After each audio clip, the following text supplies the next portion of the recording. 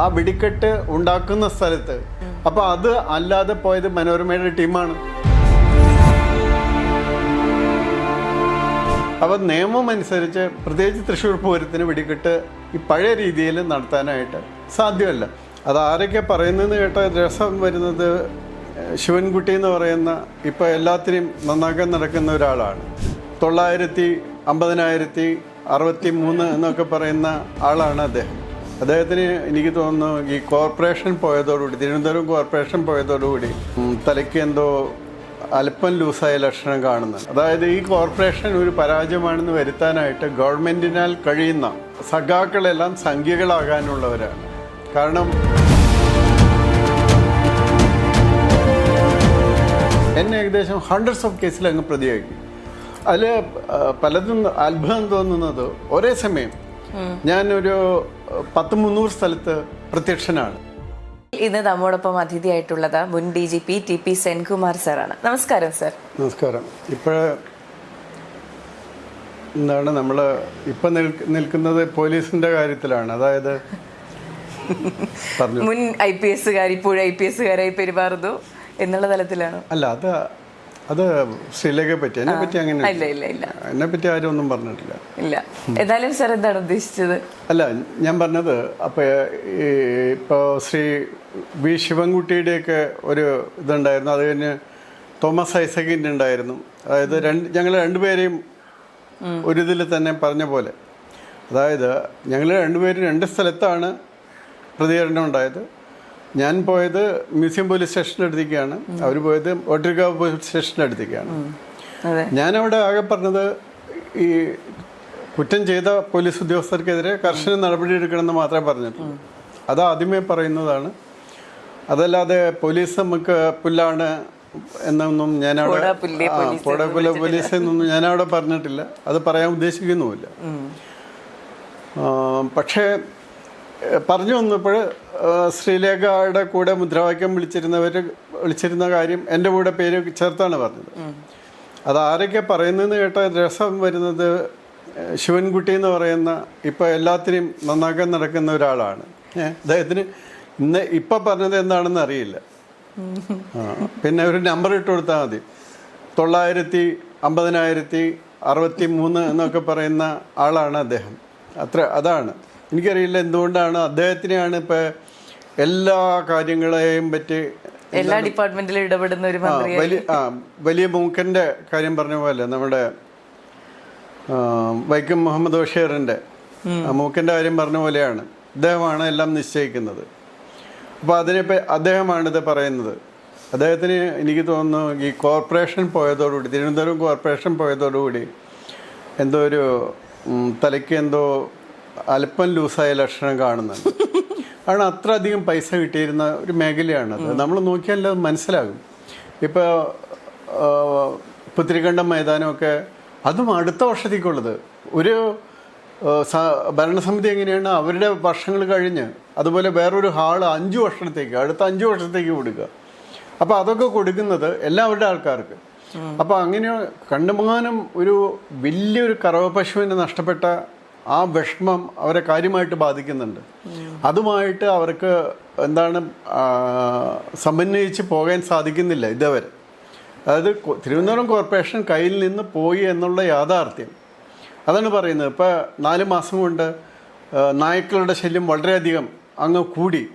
അതെ, ഇപ്പൊ ഈ ആറ്റിയാൽ പൊങ്കാല സമയം മുതൽ തിരുവനന്തപുരം കോർപ്പറേഷൻ ഒരു പരാജയമാണെന്ന് എല്ലാവരും പറയുന്നത്. ഇപ്പൊ ഒരു ആക്ഷേപമുണ്ട്. അല്ല, വെള്ളം കിട്ടുന്നില്ല. അതാരാണ്? റോഷി അഗസ്റ്റിന്റെ ജലവിഭവമാണ് കൊടുക്കേണ്ടത് വെള്ളം. അവർ കൊടുക്കുന്നില്ല, വെള്ളം കൊടുക്കുന്നില്ല. അത് ഇന്നലെ ഒരു ഇടതുപക്ഷക്കാരനെ വിളിച്ച് അവർ അടച്ചു വെച്ച പൈപ്പൊക്കെ തുറക്കുന്നുണ്ടായിരുന്നു. അപ്പോൾ അതേപോലെയുള്ള കാര്യങ്ങളൊക്കെ നടന്നുകൊണ്ടിരിക്കുകയാണ്. അതായത് ഈ കോർപ്പറേഷൻ ഒരു പരാജയമാണെന്ന് വരുത്താനായിട്ട് ഗവൺമെൻറ്റിനാൽ കഴിയുന്ന എല്ലാ കാര്യങ്ങളും, ഇനിയിപ്പോൾ 4-ാം തീയതി വരെയാണ് വോട്ട് എണ്ണലുള്ളത്, അതവരെ ചെയ്യാവുന്നതൊക്കെ ചെയ്യും. അതിനിടയ്ക്ക് ഇപ്പോൾ 4 മാസം കൊണ്ട് പട്ടികളുടെ ശല്യം വർദ്ധിക്കണമെങ്കിൽ ആ നായ്ക്കളൊക്കെ കൊച്ചു നായ്ക്കളായിരിക്കും, ചെറിയ നായ്ക്കളായിരിക്കും. ഇപ്പം 4 മാസം കൊണ്ട് ഉണ്ടാവണമെങ്കിൽ, അത് മാത്രമല്ല എല്ലാ സമയത്തും നായ്ക്കുഞ്ഞുങ്ങളുണ്ടാകില്ല. അപ്പോൾ അതിൻ്റെ ആ പർട്ടിക്കുലർ പീരീഡ് അല്ലായിരുന്നു. അപ്പോൾ പിന്നെ എവിടെ നിന്ന് വന്നു എന്ന് പറയുന്നത് ഈ ശിവൻകുട്ടി മന്ത്രിയൊക്കെ മനസ്സിലായോ? അപ്പം അതിൻ്റെ ബേസിക്കുള്ള കാര്യം എന്ന് വെച്ചിട്ടുണ്ടെങ്കിൽ, യാഥാർത്ഥ്യം എന്ന് വെച്ചാൽ ഇങ്ങനെ ഒരു കോർപ്പറേഷൻ അവരുടെ കയ്യിൽ നിന്ന് പോയി എന്നുള്ള യാഥാർത്ഥ്യം ഉൾക്കൊള്ളാനുള്ള ബുദ്ധിമുട്ടുണ്ട് അവർക്ക്.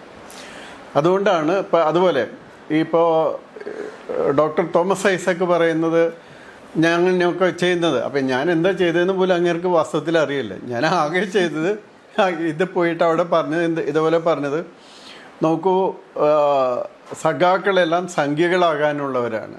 കാരണം ഇപ്പം പിണറായി വിജയൻ്റെ മകൻ വരെ, പിണറായി വിജയൻ ഗുരുവായൂർ അമ്പലത്തിൻ്റെ അവിടെ പോയി ചോദിച്ചു, അവിടെ ആ വെളിച്ചം കാണുന്ന സ്ഥലത്താണോ നിങ്ങളുടെ കൃഷ്ണൻ ഇരിക്കുന്നത് എന്ന് ചോദിച്ചു.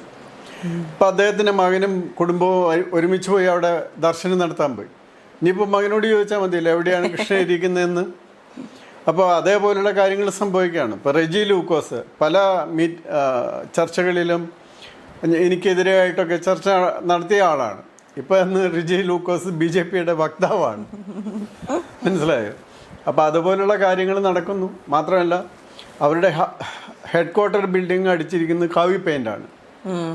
നോക്കി നിങ്ങൾ കണ്ടിട്ടുണ്ടോയെന്നറിയില്ല, നിങ്ങൾ നോക്കിയാൽ അറിയാം. അപ്പോൾ ആ കാവി പെയിൻ്റ് അടിച്ചിരിക്കുന്നതിൻ്റെ ഉദ്ദേശം ഈ ബംഗാളിലുണ്ടായതുപോലെ ബംഗാളിൽ മാസ് അവരുടെ കംപ്ലീറ്റ്സ് ഒന്നുകിൽ TMC കൊണ്ടുപോയി അല്ലെങ്കിൽ BJP കൊണ്ടുപോയി, അങ്ങനെ സംഭവിച്ചു. അപ്പോൾ ആ മാറ്റം സംഭവിക്കും. ത്രിപുരയിലും സംഭവിച്ച പോലെ. അപ്പോൾ അങ്ങനെയുള്ള മാറ്റങ്ങൾക്ക് വിധേയമാക്കാനായിട്ട് എല്ലാ സഖാക്കളും റെഡിയായിട്ട് വന്നുകൊണ്ടിരിക്കുകയാണെന്നാണ് ഞാൻ പറഞ്ഞത് അവിടെ. അതല്ലാതെ ഞാൻ ഈ പോലീസിൻ്റെ കാര്യങ്ങളൊന്നും ഇത്ര മാത്രമേ പറഞ്ഞുള്ളൂ. പോലീസിന് കർശനമായ നടപടി ഉണ്ടാകണം. അത് മറ്റൊരു മതത്തിൻ്റെ ആരാധനാലയമായിരുന്നെങ്കിൽ ഇതുപോലെ ചവിട്ടിപ്പൊളിച്ച് അകത്ത് കയറുന്ന സംഭവം ഉണ്ടാകുമായിരുന്നില്ല എന്നുള്ളതാണ് ഞാൻ പറഞ്ഞത്. അതെ. അപ്പോൾ സാറിന്റെ വിലയിരുത്തലിൽ ഇപ്പോൾ BJP ഭരിക്കുന്ന തിരുവനന്തപുരം കോർപ്പറേഷൻ എങ്ങനെയാണ് വിലയിരുത്തുന്നത്? ഇവിടെ കാര്യങ്ങൾ ബെറ്ററായിട്ട് നടക്കുന്നുണ്ട്. 4 മാസമായാലുള്ളൂ. മാത്രമല്ല അതിനെ കഴിയുന്നത്ര ബുദ്ധിമുട്ടിക്കാനായി ഗവൺമെൻറ് ശ്രമിച്ചുകൊണ്ടിരിക്കുന്നുണ്ട്. വെള്ളം കൊടുക്കാതിരിക്കുക, പല അധികം വാർഡുകളിലേക്കുള്ള വെള്ളം നിർത്തിവെക്കുക. അതുപോലെ ഇപ്പോൾ ആറ്റുകാൽ പൊങ്കാല ഉണ്ടായ സമയത്ത് പോലും അതിനെ അങ്ങനെ ബുദ്ധിമുട്ടിക്കുകയൊക്കെ ഉണ്ടായിട്ടുണ്ട്. അവരത് വളരെ നല്ല രീതിയിൽ നേരിടുന്നുണ്ട്. 4 മാസമായിട്ടുള്ളൂ. വളരെ അധികം അഴിമതികൾ പുറത്ത് കൊണ്ടുവന്നിട്ടുണ്ട്. അപ്പോൾ ആ അഴിമതികളൊക്കെ ഇത് എനിക്കവരോട് പറയാനുള്ളത്, ഒന്ന്, കഴിഞ്ഞ ഭരണസമിതിയുടെ കാലം കഴിഞ്ഞിട്ടുള്ള എല്ലാം കൊടുത്തിരിക്കുന്നതും റദ്ദാക്കണം എന്നുള്ളതാണ്.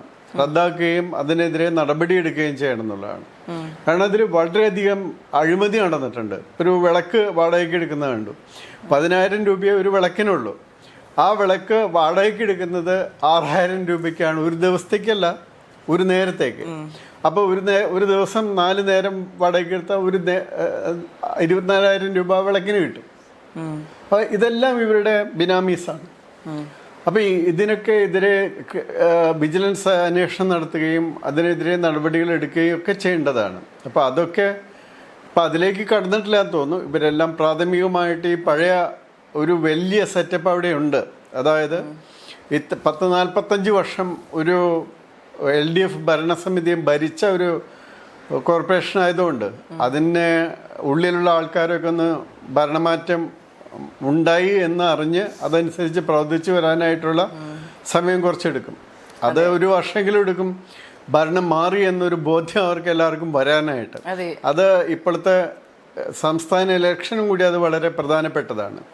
അവിടെ കൂടി മാറ്റം വരുമ്പോഴാണ് അവിടെയുള്ള കോർപ്പറേഷനിലുള്ളവർക്ക് എല്ലാവർക്കും മനസ്സിലാകുക എല്ലാ മാറ്റങ്ങളും വന്നു എന്നുള്ളത്.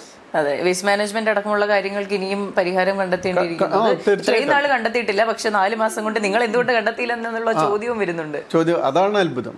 ഈ 45 വർഷം ഇപ്പോൾ വിളപ്പിൽശാലയിലൊക്കെ എത്ര ആക്ഷൻ എടുക്കേണ്ടവെന്ന് പോലീസിനൊക്കെ പോയി അവിടെ ഇതൊന്നും ഒരിക്കലും ഒരു നദീതീരത്ത് കൊണ്ടുപോയിടാൻ പറ്റുന്ന സ്ഥലങ്ങളായിരുന്നില്ല. അപ്പം ആ സ്ഥലത്ത് പോയിട്ട് സ്ഥലം കണ്ടുപിടിക്കുകയും അവിടെ വേസ്റ്റ് കൊണ്ട് തട്ടുകയും അവിടുത്തെ ആൾക്കാർക്ക് ജീവിക്കാൻ പറ്റാതെ വരികയും ഒക്കെ ചെയ്ത് അങ്ങനെ പോലീസിനെ കൊണ്ട് നടപടി എടുപ്പിക്കാനൊക്കെ ശ്രമിച്ച അവസാനം അത് നിർത്തിവെക്കേണ്ട വന്ന ഇതാണ് ശിവൻകുട്ടിയുടെയൊക്കെ നേട്ടങ്ങളുണ്ടായത്. അപ്പോൾ അതുകൊണ്ട് ഇപ്പോൾ വിളപ്പിൽശാല അതുകൊണ്ട് ഒരു BJP പഞ്ചായത്താണ്. ആ പഞ്ചായത്ത് BJPയുടെയാണ്. അപ്പം അതുകൊണ്ട് ഇത് വാസ്തവത്തിൽ ഇവർക്ക് എല്ലായിടത്തും പറ്റുന്നത് പോലെ തന്നെ ഈ അഴിമതിയും അതുപോലെയുള്ള ഏകാധിപത്യ സ്വഭാവവും ഒക്കെ പിടിച്ചു വരികയാണ് എല്ലായിടത്തും വരുന്നത്. അപ്പം അതേപ്പറ്റിയൊക്കെയാണ് ഞാൻ പറഞ്ഞത്. അല്ലാതെ പോലീസിനെ പറ്റി മാത്രമല്ല, പോലീസിനെ പറ്റി എനിക്ക് പറയാനാണെങ്കിൽ തിരിച്ച് കുറേയധികം പറയാനുണ്ട്. കാരണം പോലീസിനോട് എനിക്ക് വാസ്തവത്തിൽ യാതൊരു ബാധ്യതയും കാണിക്കേണ്ട ആവശ്യമില്ല. ഒന്ന്, ഞാൻ റിട്ടയർ ചെയ്ത ഉടനെ അപ്പോൾ എന്നെ KAT കേരള അഡ്മിനിസ്ട്രേറ്റീവ് ട്രൈബ്യൂണലിൽ മെമ്പറായിട്ട് എൻ്റെ നോമിനേഷൻ വന്നു. ആ നോമിനേഷൻ വന്നു കഴിഞ്ഞപ്പോൾ ഈ ഗവൺമെൻറ് എന്ത് ചെയ്യുന്നു വെച്ചാൽ എനിക്കെതിരെ 5 കേസുകൾ എടുത്തായിരുന്നു. ആ കേസുകൾ അപ്പോൾ അത് അന്നത്തെ ഗവർണർ വാസ്തവത്തിൽ CAT ആണെന്നുള്ളതിൽ അത് സുപ്രീം കോടതിക്കാണ് അയച്ചു കൊടുത്തത്. അത് വാസ്തവത്തിൽ കേന്ദ്ര ആഭ്യന്തര മന്ത്രാലയത്തിനാണ് അയച്ചു കൊടുക്കേണ്ടിയിരുന്നത്. അതിന് പകരം അത് അയച്ചു കൊടുത്തത് സുപ്രീം കോടതിക്കാണ്. അപ്പോൾ സുപ്രീം കോടതി പറഞ്ഞു ഈ കേസുകൾ മാറിയതിന് ശേഷം സെൻകുമാറിൻ്റെ കാര്യം മെമ്പറായിട്ടുള്ളത് പരിഗണിക്കാമെന്ന് പറഞ്ഞു. ഞാൻ എന്ത് ചെയ്യുന്നു വെച്ചാൽ നേരെ ഹൈക്കോടതിയിൽ പോയിട്ട് അപ്പോൾ ആ കേസുകളെല്ലാം ഹൈക്കോടതി കോഷ് ചെയ്തു. അതിൽ കോഷ് ചെയ്ത് കഴിഞ്ഞപ്പോൾ ഇവർ ചില കേസുകളിൽ സുപ്രീം കോടതിയിൽ പോയി. അപ്പോൾ അവരുടെ ഒരു സുക്കാർണോ എന്ന് പറയുന്ന ഒരു CPM ആള് സുപ്രീം കോടതിയിൽ പോയി. ഞാൻ സുപ്രീം കോടതിയിൽ ഹാജരാകേണ്ട ആവശ്യം പോലും ഉണ്ടായിരുന്നില്ല. സുക്കാർണോയ്ക്ക് 25,000 രൂപ സുപ്രീം കോടതി ഫൈൻ ഇട്ടു. അവിടെ എനിക്കെതിരെ കേസ് അനാവശ്യമായിട്ട് കൊണ്ടുവന്നെന്നും പറഞ്ഞു. അങ്ങനെയുള്ള സംഭവങ്ങളുണ്ടായിട്ട് എല്ലാ കേസും തീർന്നപ്പോൾ ഞാൻ വീണ്ടും ഒരു പെറ്റീഷൻ കൊടുത്തു. എൻ്റെ പേരിലുള്ള എല്ലാ കേസുകളും ഹൈക്കോടതിയും സുപ്രീം കോടതിയും എല്ലാം കോഷ് ചെയ്തിരിക്കുന്നു, അതുകൊണ്ട് എൻ്റെ പേര് പരിഗണിക്കണമെന്ന് പറഞ്ഞു വന്നപ്പോൾ ഇവർ ചെയ്ത പണി എന്താണെന്ന് വെച്ചാൽ ഇപ്പോഴിരിക്കുന്ന ചീഫ് സെക്രട്ടറി ജയതിലക് ഒപ്പിട്ടൊരു പേപ്പർ ISRO കേസ് അന്വേഷിച്ചത് ഞാനാണ്, അതിൽ സുപ്രീം കോടതിയൊക്കെ എനിക്കെതിരെ ഭയങ്കര വലിയ നടപടി എടുക്കാൻ പോവുകയാണ്, അതുകൊണ്ട് അത് ആ കേസ് നിലയിൽ വേണ്ടെന്നും പറഞ്ഞുകൊണ്ട് ഒരു കള്ള റിപ്പോർട്ട്, ആബ്സല്യൂട്ട്ലി ഫാൾസ് റിപ്പോർട്ട് അയച്ചു. വാസ്തവത്തിൽ മിസ്റ്റർ സിബി മാത്യൂസാണ് ISRO കേസ് അന്വേഷിക്കുന്ന. ഞാൻ ആ സമയത്ത് ഗവർണറുടെ ADC ആണ്, പോലീസിൽ പോലും ഇല്ല. അപ്പോൾ ഇത്രയും നുണയൊക്കെ അയച്ച ഒരു ഡിപ്പാർട്ട്മെൻറ്റും അതൊന്നും. ഇത് കഴിഞ്ഞതിന് ശേഷം ശബരിമല സംഭവങ്ങളുണ്ടാകുന്നു. ശബരിമല സംഭവങ്ങളുണ്ടാകുന്ന സമയത്ത് ആദ്യത്തെ FIR-ലൊന്നും ഞാനൊന്നും പ്രതിയല്ല. അപ്പോൾ ഞാൻ Sabarimala all India Sabarimala action council vice പ്രസിഡൻ്റാണ്. അതിൻ്റെ ഉദ്ദേശം എന്ന് പറയുന്നത് തന്നെ ഇപ്പോൾ സുപ്രീം കോടതിയിൽ കേസ് നടക്കുന്നുണ്ട്, ആ കേസുകൾക്കുള്ള ലീഗലായിട്ടുള്ള കംപ്ലീറ്റ് പേപ്പേഴ്സ് തയ്യാറാക്കുക, അതിനുള്ള കാര്യങ്ങൾ മറ്റ് ഒറിജിനലായിട്ടുള്ള ഡോക്യുമെൻറ്റ്സ് എല്ലാം തയ്യാറാക്കുക എന്നുള്ളത് മാത്രമാണ്. അതിൻ്റെ ചെയർമാൻ എന്ന് പറയുന്നത് N. കുമാർ എന്ന് പറയുന്ന അദ്ദേഹം കർണാടകയിലെ ജസ്റ്റിസാണ്, 17 വർഷം ജസ്റ്റിസായിരുന്ന ആളാണ്. അപ്പോൾ അദ്ദേഹം ആണ് അതിൻ്റെ ചെയർമാനായിരിക്കുന്നത്. ഞാൻ എൻ്റെ വൈസ് ചെയർമാനാണ്. ശ്രീ KS രാധാകൃഷ്ണൻ അതിൻ്റെ ഒരു വൈസ് ചെയർമാനാണ്. അപ്പോൾ ഞങ്ങൾക്ക് അല്ലാതെ വേറെ ജോലിയൊന്നുമില്ലായിരുന്നു. അപ്പോൾ അതുകൊണ്ട് നമ്മൾ അതിൻ്റെ കാര്യങ്ങളായിട്ട് നോക്കിപ്പോവുകയാണ്, സുപ്രീം കോടതിയിലെ കാര്യങ്ങളായിട്ട്. അതുപോലെ നാഷണലും ഇൻ്റർനാഷണലുമായിട്ടുള്ള മീഡിയ ഒക്കെ ഉണ്ടെങ്കിൽ അവരെ പറഞ്ഞ് മനസ്സിലാക്കുക എന്തുകൊണ്ട് ഇങ്ങനെയൊരു കോൺട്രഡിക്ഷൻ വരുന്നത്, എന്തുകൊണ്ട് ഒരു പർട്ടിക്കുലർ ടെമ്പിളിൽ ഒരു പർട്ടിക്കുലർ ഏജ് ഗ്രൂപ്പിലുള്ള വിമണിന് പ്രോബ്ലം ഉണ്ട് എന്നുള്ളൊരു ഇഷ്യൂ വരുന്നു എന്നുള്ളത് ഇപ്പോൾ സുപ്രീം കോടതിയിൽ ആർഗ്യുമെൻ്റ് നടക്കുന്നത് പോലെ. പക്ഷേ പിന്നീട് ഗവൺമെൻറ് DGPയും ഓർഡർ ചെയ്തു എന്ന് പറഞ്ഞുകൊണ്ട് എന്നെ ഏകദേശം ഹൺഡ്രഡ്സ് ഓഫ് കേസിൽ അങ്ങ് പ്രതിയാക്കി. അതിൽ പലതും അത്ഭുതം തോന്നുന്നത് ഒരേ സമയം ഞാനൊരു 100-300 സ്ഥലത്ത് പ്രത്യക്ഷനാണ്. കുമ്പിടിയല്ല, ശ്രീകൃഷ്ണനോ മറ്റോ ഒക്കെ ആയിരിക്കണം. കുമ്പിടി 2 സ്ഥലത്തല്ലേ പ്രത്യക്ഷനായുള്ള ഒരേ സമയം. പക്ഷേ ഇത് കൃഷ്ണനോ മറ്റോ ആയിരിക്കണം. അതായത് ഈ സ്ഥലങ്ങളിലെല്ലാം ഞാൻ വയലൻസിലേക്ക് പുറപ്പെട്ടുന്ന ആൾ. അത് മഞ്ചേശ്വരം മുതൽ പാറശാല വരെയുള്ള സ്റ്റേഷനിലെ ആ ഭാഗങ്ങളിലെ മുഴുവൻ എല്ലാ സ്റ്റേഷനിലും ഞാൻ ഒരേ സമയം പങ്കെടുത്തുന്നാണ് പോലീസിൻ്റെത്. അങ്ങനെയൊക്കെ ചെയ്ത ഒരു പോലീസ് ഡിപ്പാർട്ട്മെന്റ് കൂടിയാണ് ഈ ഡിപ്പാർട്ട്മെന്റ് എന്ന് കൂടി മനസ്സിലാക്കുക. അപ്പം അങ്ങനെ ഒരു പോലീസ് ഡിപ്പാർട്ട്മെന്റ് അവരുടെ ഒരു മുൻ DGPക്കെതിരെ ഇത്രയും നഗ്നമായ നുണ ഒരു കേസുകളുടെ രൂപത്തിലെടുക്കുകയാണെങ്കിൽ അതിനെപ്പറ്റി എന്ത് പറയണം? അതേപ്പറ്റി ഡോക്ടർ തോമസ് ഐസക്കിനും അതുപോലെ എന്നെ കുറ്റം പറയാൻ വരുന്നവർക്കും, ഈവൻ ശ്രീലേഖയെ കുറ്റം പറയാൻ വരുന്നവർക്കും എന്ത് പറയാനുണ്ട്? അവരെല്ലാവരും ചോദിക്കുന്ന ഒരു കാര്യമുണ്ട്, നിങ്ങൾ ഇവിടെ നിന്ന് പെൻഷൻ വാങ്ങിയല്ലേ ജീവിക്കുന്നത് എന്ന്. പക്ഷെ ഇങ്ങോട്ട് ചെയ്ത ദ്രോഹങ്ങളെ പറ്റി ആരും സംസാരിക്കുന്നില്ല എന്നുള്ളതാണ്. ആരും സംസാരിക്കുന്നില്ല എന്ന് മാത്രമല്ല, ഒരാള് വോളണ്ടറി റിട്ടയർമെന്റ് എടുത്തോ റിട്ടയർമെന്റ് ആയിട്ടോ അവരുടെ സ്വന്തം ജീവിതം പടുത്തുയർത്തുന്നതിന് യാതൊരു പ്രശ്നവുമില്ല. ഇപ്പം VR കൃഷ്ണയ്യർ ആദ്യത്തെ കേരള മന്ത്രിസഭയിലെ ആഭ്യന്തര മന്ത്രിയായിരുന്നു, പൊളിറ്റിക്കൽ പേഴ്സൺ ആയിരുന്നു. അദ്ദേഹം CPIയുടെ അന്ന് കമ്മ്യൂണിസ്റ്റ് പാർട്ടി മാത്രമേ ഉള്ളൂ, കമ്മ്യൂണിസ്റ്റ് പാർട്ടിയുടെ ഇത് മന്ത്രിയല്ലായിരുന്നുവെങ്കിലും ആഭ്യന്തരം കൈകാര്യം ചെയ്ത ആളാണ് അദ്ദേഹം. അതിനുശേഷം എന്തായി? അദ്ദേഹം അതിനുശേഷം ജഡ്ജിയായി, സുപ്രീം കോടതി ജഡ്ജിയായി. അതുപോലെ MC ചഗ്ല എന്ന് പറയുന്ന ആൾ, അദ്ദേഹം അതുപോലെ ജഡ്ജി ആയിരുന്ന ആളാണ്. അദ്ദേഹം പിന്നീട് കോൺഗ്രസ് ഗവൺമെൻറ്റിൽ മന്ത്രിയായി അതുപോലെ പ്രവർത്തിക്കുകയൊക്കെ ഉണ്ടായി. അതുപോലെ S കൃഷ്ണകുമാർ, അദ്ദേഹം IAS ഉണ്ടായിരുന്ന ആളാണ്. അദ്ദേഹം IAS നിന്ന് വോളണ്ടറി റിട്ടയർമെൻ്റ് എടുത്ത് MP ആയി മന്ത്രിയായിട്ട് നടക്കുന്നു. ഇതുപോലെ VK Singh, general VK Singh, അദ്ദേഹം ജനറലായിരുന്ന ആളാണ്. അദ്ദേഹം ഇലക്ഷനിൽ നിന്ന് ജയിച്ച് മന്ത്രിയായി MP ആയിട്ടിരിക്കുന്നു. അപ്പോൾ ഇങ്ങനെ നിരവധി ഉദാഹരണങ്ങളുണ്ട്. അപ്പോൾ ശ്രീലേഖയെ സംബന്ധിച്ചിടത്തോളം അവരാണ് അവരുടെ കാര്യം ഉത്തരം പറയേണ്ടത്. എങ്കിലും എനിക്ക് പൊതുവായിട്ട് പറയാനുള്ളതെന്ന് വെച്ചാൽ, നമ്മുടെ പൂർവാശ്രമങ്ങൾ, അപ്പോൾ നമ്മളൊരു പുതിയ ഇതിലേക്ക് കടക്കുന്ന സമയത്ത് നമ്മുടെ പൂർവാശ്രമങ്ങളിലേക്ക് അതിൻ്റെ ബേസിൽ വർക്ക് ചെയ്യാൻ പറ്റില്ല. അപ്പോൾ അവർ ഒരു കൗൺസിലറാണ്, ഇനി അവരൊരു MLA ആണെങ്കിൽ ആ MLAയുടെ രീതിയിൽ അവർ വർക്ക് ചെയ്യേണ്ടി വരും. അപ്പോൾ തീർച്ചയായിട്ടും അവർക്ക് ആ സമയത്തുള്ള നടപടികളിലേക്ക് പോകേണ്ടി വരും. അപ്പോൾ ഇതേപോലെ ഇപ്പോൾ ഈ പോടാ പുല്ലെ പോലീസ് എന്നൊക്കെ പറയണമെന്നുള്ളത് ജനങ്ങൾ അവരുടെ കൂടെയുള്ളവരും തീരുമാനിക്കേണ്ടതാണ്.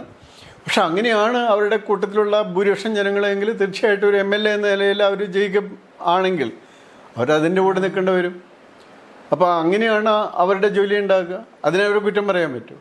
നിങ്ങൾ പണ്ട് പോലീസിൽ വർക്ക് ചെയ്തതാണ് ആയിരിക്കാം, എത്ര ആയുഷ്കാല ബാധ്യത ഇതൊന്നും കാണിക്കേണ്ട കാര്യം ഒന്നും കാണിക്കേണ്ട ഒരു കാര്യം ബാധ്യതയില്ലാതെ. പക്ഷേ ഭരണഘടനയോടും നിയമങ്ങളോടുള്ള ബാധ്യത തീർച്ചയായിട്ടും കാണിക്കണം, അതുണ്ടാകണം. അപ്പോൾ അത് മാത്രമേ ഉള്ളൂ. അതൊന്നും കാണിക്കാത്തവരാണ് ഈ കുറ്റം പറയുന്നവർ. ഈ പോലീസ് സ്റ്റേഷൻ കയറി ആക്രമിക്കുകയും പ്രതികളെ പിടിച്ചിറക്കി കൊണ്ടുപോവുകയും അതുപോലെ അക്രമങ്ങൾ എത്രയോ നടത്തിയിരിക്കുന്ന ആൾക്കാരാണ് ഈ പറയുന്ന CPMകാർ. അതുപോലെ ഇപ്പോൾ CPMൻ്റെ തന്നെ നേതാക്കന്മാർ, ഇപ്പോൾ പോലീസിൽ തന്നെയുള്ള പല അസോസിയേഷൻ ലീഡേഴ്സ് ഉണ്ട്, അവർക്കാണ് ഏറ്റവും വിഷമം. ആ അസോസിയേഷൻ ലീഡേഴ്സ് എല്ലാം ലിവ്യൂ കൊടുക്കുന്ന, അതായത് CPMനൊരു ഇതുണ്ട്, അവരുടെ അപൂർവം മെമ്പേഴ്സാണ് ലിവ്യൂ കൊടുക്കുന്ന മെമ്പേഴ്സായിട്ടുള്ളത്. അങ്ങനെ CPMൻ്റെ ഫ്രാക്ഷൻ പോലീസിലുള്ളവരിൽ ലിവ്യൂ കൊടുക്കുന്ന പലരുമാണ് ഞങ്ങൾക്കെതിരെ പോസ്റ്റ് ഇടുന്നത്.